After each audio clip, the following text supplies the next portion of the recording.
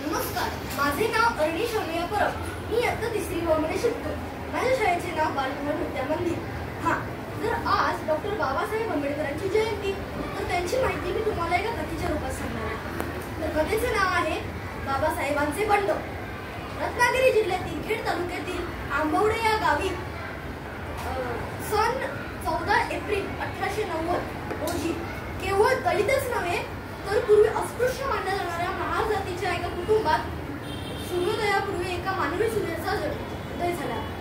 हेच ते स्वतंत्र भारताचे प्रमुख घटनाकार डॉक्टर भीमराव रामजी तथा बाबासाहेब आंबेडकर.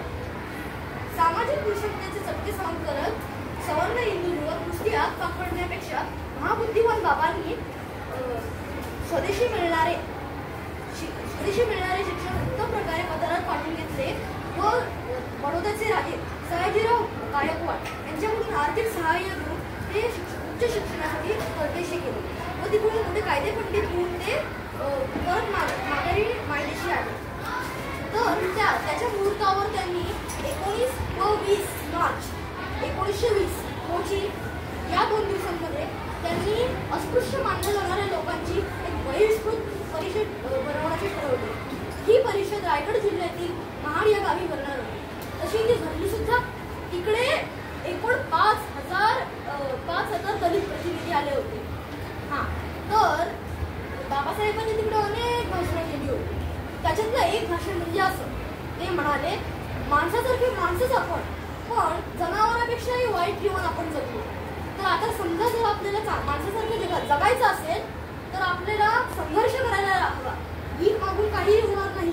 त्यासाठी तुम्ही व्यसनं वाईट आहार सोडून द्या व चांगले शिक्षण घेऊन स्वच्छतेने राहा आणि संघर्ष सुरू ठेवा, असे त्यांनी भाषण केले. मग दुसऱ्या दिवशीचे कामकाज आटोपल्यावर त्यांनी महाडजवळील चविष्ट चौदार तळ्यावर जायचे ठरवले. मग श्री अनंतराव म्हात्रे म्हणाले, हे महाड नगरपालिकेने हे चौदार तलाव सर्वांसाठी खुले केले होते, पण तरी सुद्धा दलित मंडळी काही कर्मठ मंडळींच्या वयास्तव तिकडे येत नाही. तर आम्ही डॉक्टर बाबासाहेब आंबेडकरांच्या हस्ते हे तलाव सर्वांना खुले करू इच्छितो. डॉक्टर बाबासाहेब आंबेडकर तिकडे गेले आणि म्हणाले, कोणी कर्मठ लोकांच्या वयास